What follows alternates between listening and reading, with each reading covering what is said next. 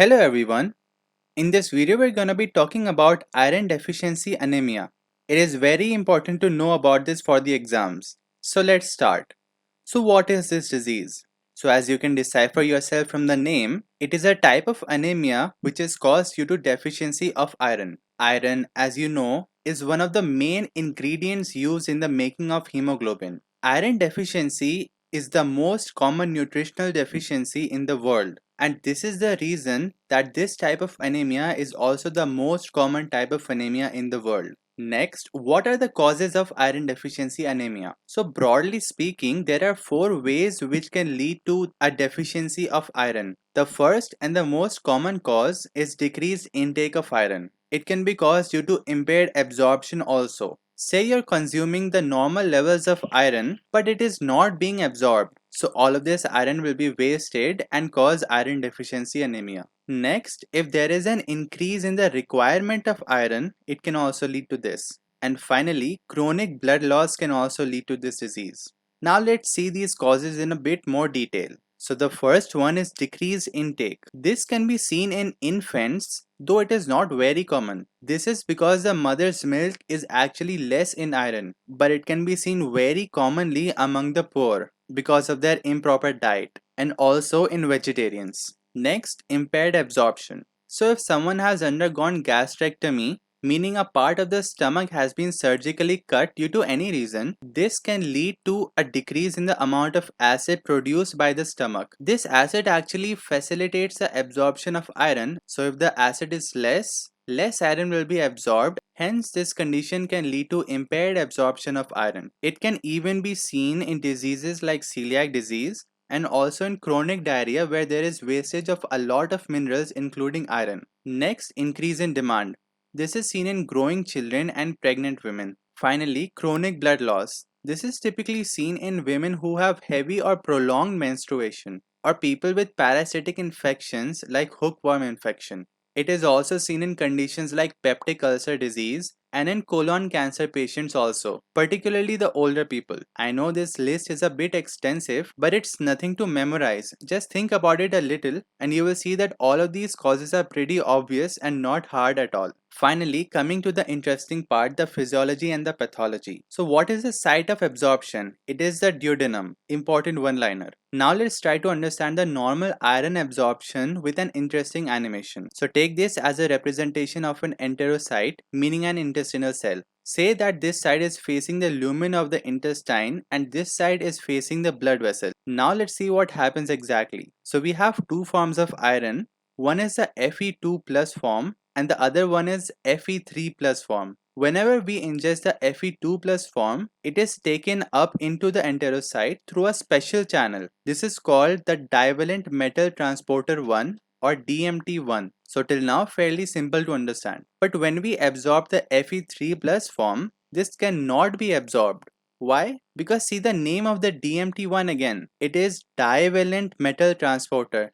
Di means 2, right? So it allows only Fe2 plus to go through and not Fe3 plus. So what to do now? We don't want to waste this iron, right? So our body is very smart, It converts the Fe3 plus form into Fe2 plus using a special enzyme called cytochrome B reductase. So now finally it is allowed to pass through. Now what happens? This iron has to be absorbed in the blood, right? So here again we have special protein channels. This one is called ferroportin. So the iron is absorbed into the bloodstream through this ferroportin.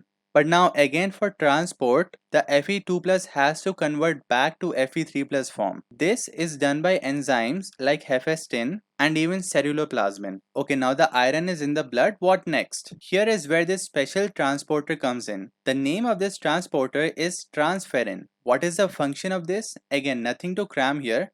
Just break the word and see. Trans here means transport and ferric means ferric ion. So it transports the Fe3 plus which was just absorbed. Let's see this transporter in a bit of more detail because it's a little important. So it is synthesized in the liver and it can bind up to 6 molecules of iron, meaning it has the capacity to bind 6 ions of iron. But very important to remember, normally it does not do so. It only binds 2 molecules of iron, meaning 1/3 or 33% of transferrin has iron and the rest is free.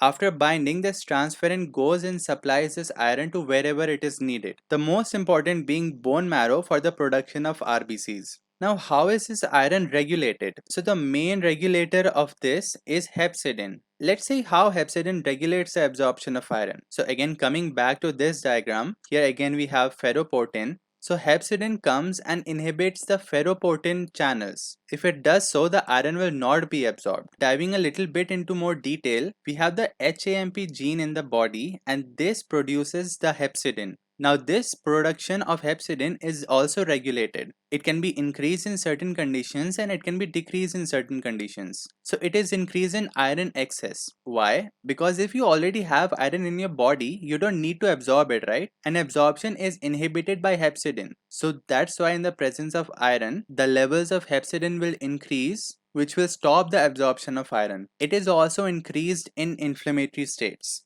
Now it is decreased in iron deficiency. Why? It is the same logic, because if your body does not have iron, you need to inhibit hepcidin so that the ferroportin protein is not inhibited and the iron can be absorbed. And it is also decreased in hypoxia.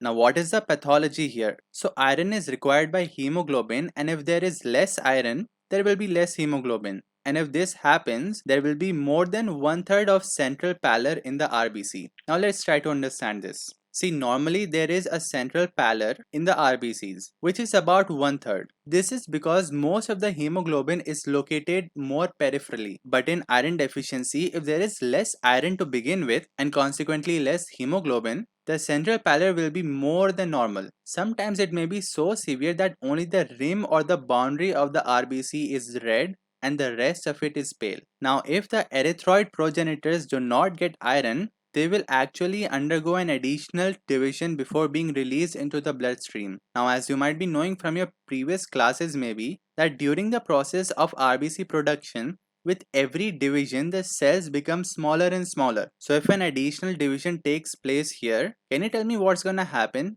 The final product is going to be even smaller than a normal RBC. So let's summarize it here. If there is an additional division, the cell will be called microcytic. Micro means small and cytic means cell. And if there is more than 1/3 of the central pallor, the cell will be called hypochromic. Hypo means less and chromic means color. So finally, we can say that this is a condition of microcytic hypochromic anemia.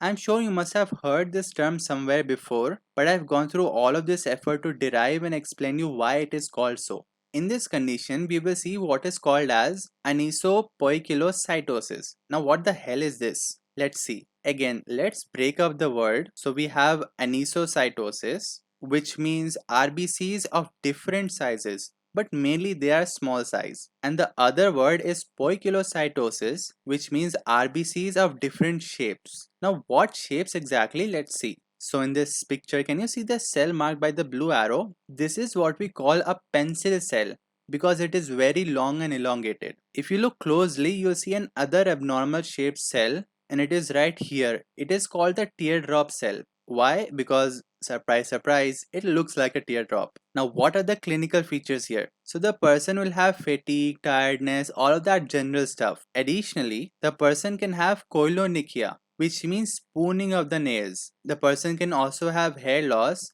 and angular cheilitis or stomatitis. These features are specific. Kids can also suffer from a condition called pica. Now, what is this exactly? So, it is a condition where children compulsively swallow non-food items like chalk and mud. Iron deficiency anemia can come as a part of a triad of a syndrome called as Plummer-Vinson syndrome. The complete triad to remember is atrophic glossitis, esophageal webs, and of course, iron deficiency anemia. Now, how are you going to diagnose this condition exactly? So we can do some tests to see the iron levels. The serum iron levels will obviously be decreased. Now, ferritin. What exactly is ferritin? So it is a protein which stores iron, or we can say that ferritin is a storage form of iron. So if iron is decreased, obviously the storage levels will also be decreased. Next, transferrin saturation. This is also decreased. Why? Let's understand. Transferrin saturation represents the amount or the percentage of transferrin that is occupied by iron. As we saw earlier, normally the transferrin saturation is about 33%, meaning 2 out of the 6 places are occupied. So now if there is deficiency of iron, there will also be less iron to bind to transferrin, right? So that's why the saturation of transferrin will decrease. Now total iron binding capacity will increase. Let's understand why.